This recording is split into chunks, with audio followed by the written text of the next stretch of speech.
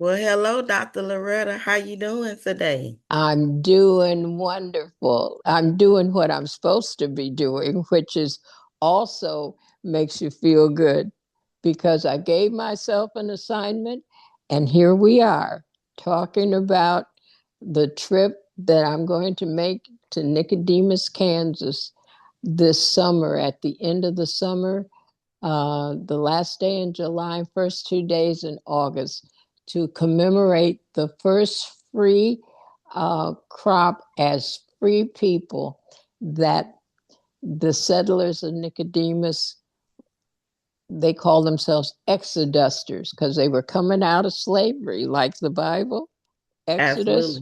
Absolutely. hmm Absolutely. And they chose to go to Nicodemus and chartered their own town, their own settlement in 1877 to have the mindset to do that because being in slavery, a lot of times that slavery mindset just cripples you and you never get over it. But honey, my folks were getting over it when my great grandfather George Warren Moore Sr. heard that he could get 160 acres for $5 over 5 years. He had to file and pay on it. He said, he was in Georgetown, Kentucky, on the plantation where he was born, and he said this slavery, this sharecropping is just another form of slavery, and they're the same people, and they're meaner than they ever were. I'm going to Kansas where I can listen to what he said. Own my own field. And that's the basis of entrepreneurship. You want to own your own field. Oh, hmm yes. Oh, yes. Ownership is so important. I just heard Tyler Perry and Sherry Shepherd talk on their show, on Sherry Shepherd's show the other day about the importance of owning your own material. And they hmm all started with people like your family in 1877 knowing the power of being an owner and not just a sharecropper. That's right. Because the word alone, sharecropper, had no real security. There was no real. That's like another lie, like you always talking about. They didn't share nothing. Right. They told a bunch of lies. I mean, the lies that we see now, it's so many lies. I was talking to somebody yesterday telling them it's so many lies that were told to us. And like you just said, the mindset and the courage to be bold enough to say, hey, I'm not finna sharecrop nothing. We are going to go own our own land and become our own owners, because when you think about Juneteenth and what happened on Juneteenth, this is an extension of people that said, hey, we gonna do something with this freedom that y'all say we got. Well, they didn't tell them. That's the Juneteenth part. They were going to just let them go on thinking they were slaves Exactly. because the Emancipation Proclamation had already been signed, but they just didn't bother to tell us. Right. Oh, by the way, you free. Right. The lies, the lies, the lies, the lies.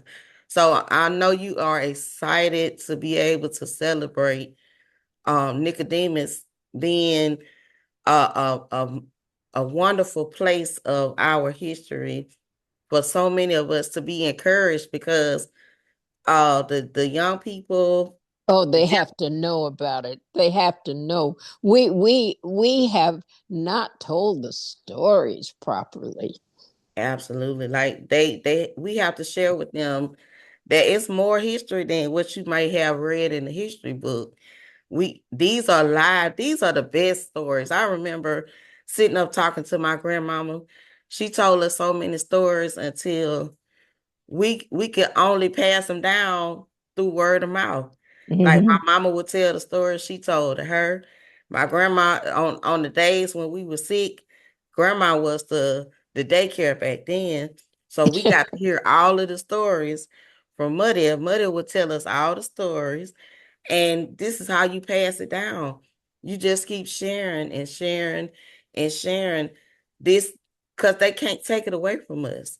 And it's so I'm excited to be a part of this with you and sharing what you have experienced. Because I tell you all the time, you've been a dream releaser since you was a little girl. And so many people can really benefit from where you come from really knowing, look, this was in me from birth because my grandfather was what you told what's the phrase you say your grandfather said, we're not settlers, we're pioneers. Yeah, that was my mother's father, Pop Swaggerty. He said, "Don't you let these people tell you all black folks were slaves because we weren't." He said, "My name is Swaggerty because my father was born free issue, which means he was the Swaggerty father of the plantation. He was his son." See, Right. so he said, my father Swaggerty ain't no slave name. That's my granddaddy's name. He said my father was a Swaggerty. He was a son, and he married a full-blooded Chickasaw princess. She was the chief's daughter, so she had rights to property, and even with the jacked up uh, treaties, she still had rights to property because even as jacked up as they were, she was on the DAWES registry as full-blooded indigenous. And so she could purchase property, and she has property someplace in Ada, Oklahoma. We got to go find Mama's property. That's Mama's side of the family. That's the next show. I'm talking about the Moors. That's Daddy's side, and Mhm. they were born into slavery. They were born on a plantation in uh, where were they? They're from the horse state, where the uh, the Kentucky Derby. So they were born in Kentucky, Okay. and so to say to them, these two men came. Uh, Mr. Hill, that has Hill City named after him. It's a town near Nicodemus.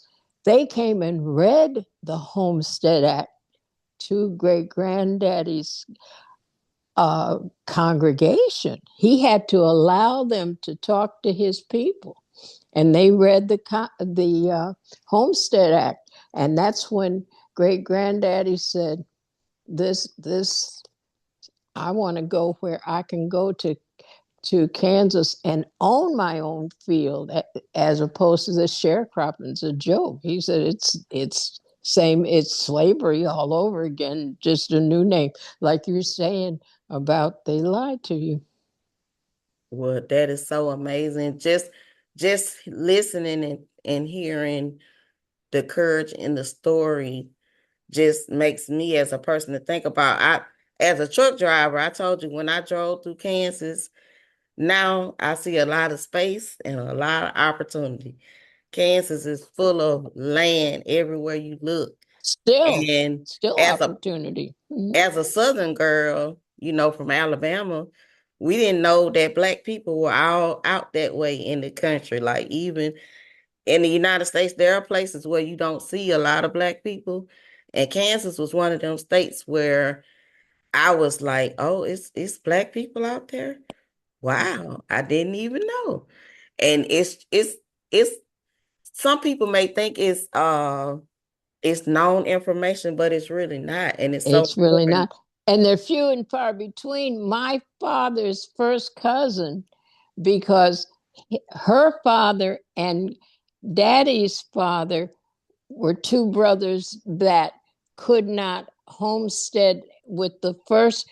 There were four boys and four girls. Well, the four boys, they ran out of land in Graham County. So Grandpa George and his brother went to Logan County, which was the next one, and they homesteaded side by side. And so it was one extended, enormous family. So the girls from that family were very close to Daddy's family, and they ended up being wheat farmers. And my cousin talked real slow. And when I called her to ask her some questions, she said, "Well, we got a kind of small spread because we raise wheat." And I said, "Oh, yeah. How many acres?" She said, "Between 35 and 4,000." I said, "Acres?" And I'm looking at my double lot with my two-car garage on the corner in Teaneck, New Jersey. I said, what? She said, "Yeah, you have to let the land rest. So you have to divide it up and you farm part of it and you let the other rest." And she said, "I married a man and his grandmother had a homestead too. So what we did was put all the land together." And she said, "You want to see my Rolls Royce?" And I said, "What?" She said, we bought this combine. So they're the ones that everybody else contracts to harvest their wheat. And so she's small. So she's standing up next to this combine, which was $150,000. Her Rolls Royce.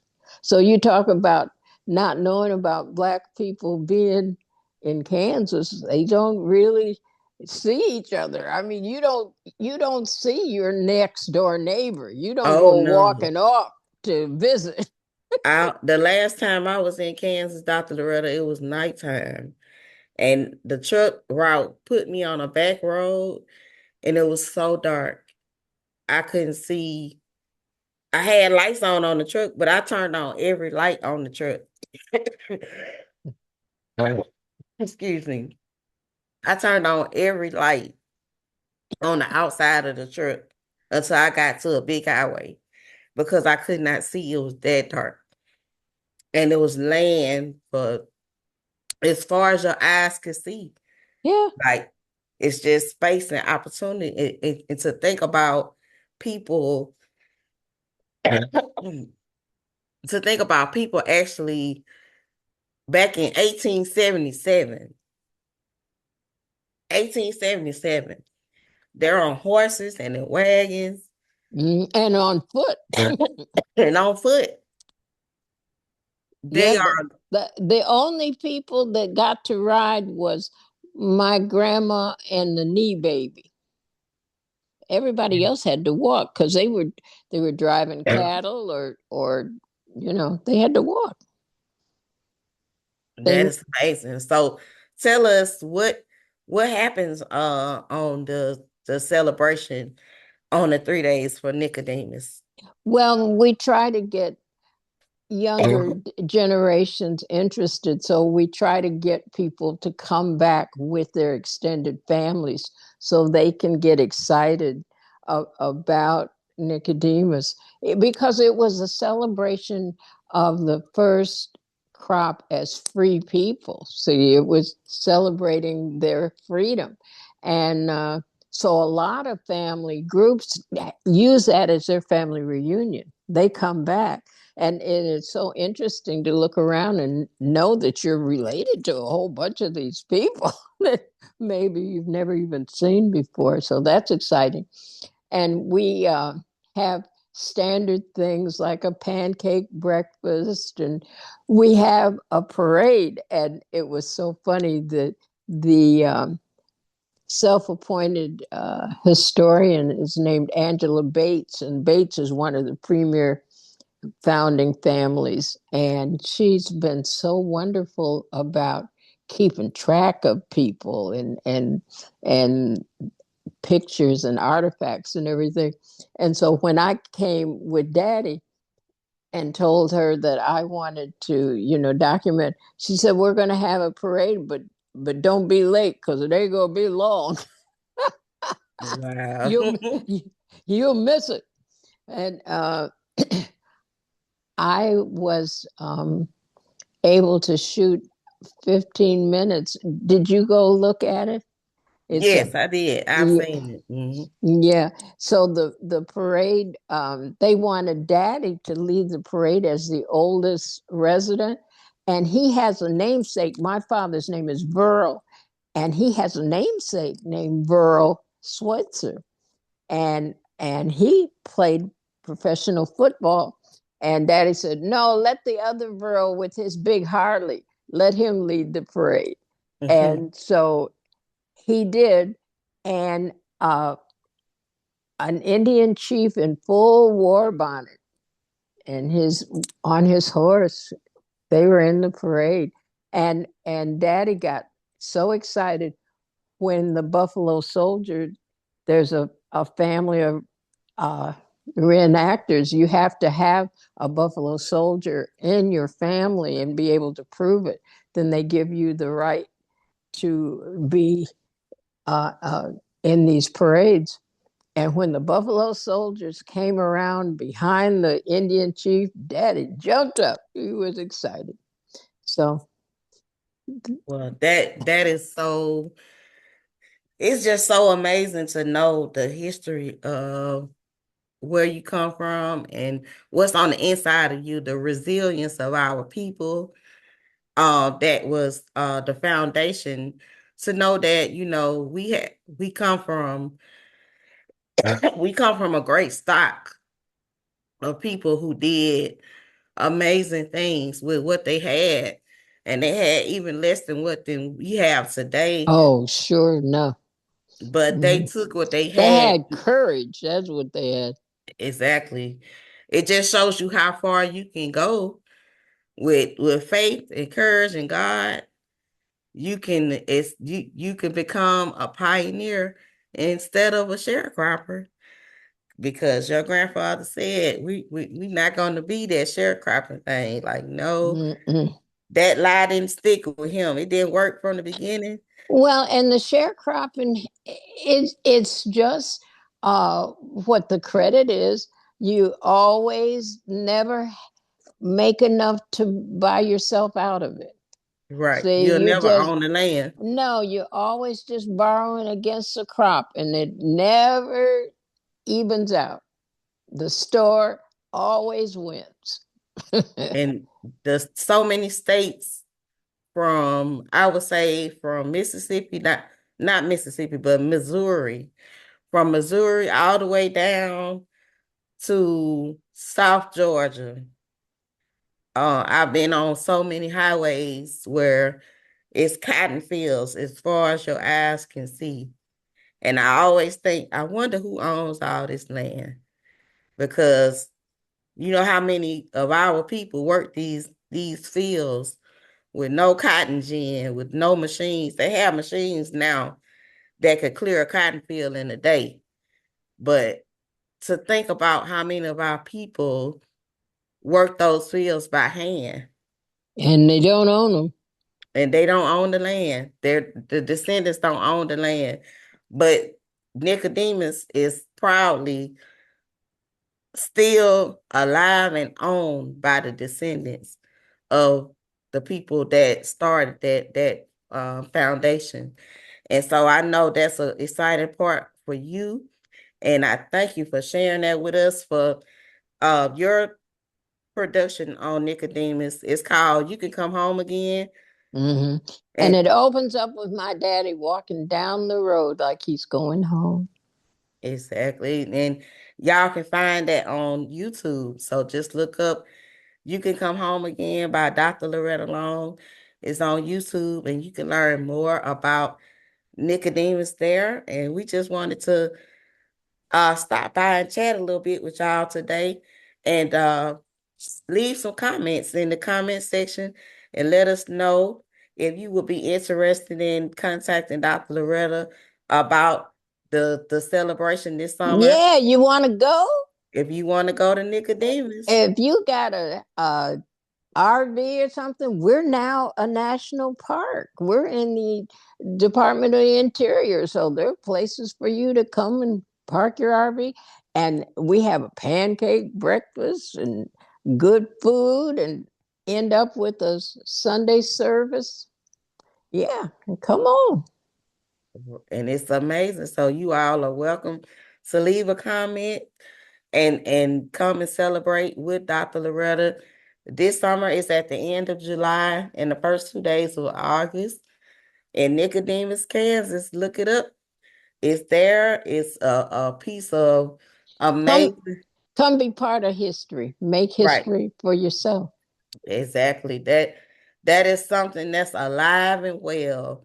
It's a living, breathing piece of history that would just make you, it makes me proud to be a young Black woman in America and being connected to someone who is directly, it's not, we don't have to go all the way to Africa No, we to don't. celebrate this history. We can celebrate and nothing wrong with Africa, y'all. I'm not coming against Africa, but we don't have to go that far. We can go right to Nicodemus, Kansas, and Mm-hmm. celebrate the history that uh, this wonderful group of families did right here in Nicodemus, Kansas. Well, and the other thing that's so cool, Barack Obama's mother is from Kansas. His grandparents, who raised him basically, are from Kansas. They live in Hawaii. They lived in Hawaii when he was little, but they're from out. She's from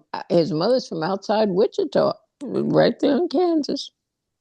And that is so awesome. So I know you look forward to going to Chicago as well and connecting with the wonderful Michelle Obama and her brother Craig. And we look forward to making that connection as well for the IMO podcast because I know they would love to talk to you as well about Nicodemus and highlight those things. So we're putting a shameless plug out there. Hey, listen, for y'all that likes to spread the things around the internet, let Michelle Obama know Dr. Loretta wants to talk to her. Yeah. Well, she came to our fundraiser as our guest speaker, so I told her that family literacy was my hot button, and she said, "Well, that sounds like something she needs to get involved in." So here we go. Let's go, Let's chat. Let's chat. Mrs. Obama and Craig. Mrs. O. Mhm. Mrs. O. Well, it's been wonderful chatting with you today, Dr. Loretta. We'll be back again next week, y'all, with a new chat. So y'all stay plugged in, share the video, If like, there's something that you want to talk about, let us know too. also put that in the chat, put that in the comment section. This is a recording, so you can comment later on once you watch the video. Make sure to like, subscribe, and share the video. Leave your comments, and Dr. Loretta will be able to see them and comment back to you. So we want to make this a conversation. This is a chat. Dr. Loretta always says, this is not a podcast. This is a No. conversation. So y'all conversate with us. All right, y'all. So until next time, we'll see y'all later. Okay, bye. Bye bye. Let's get to the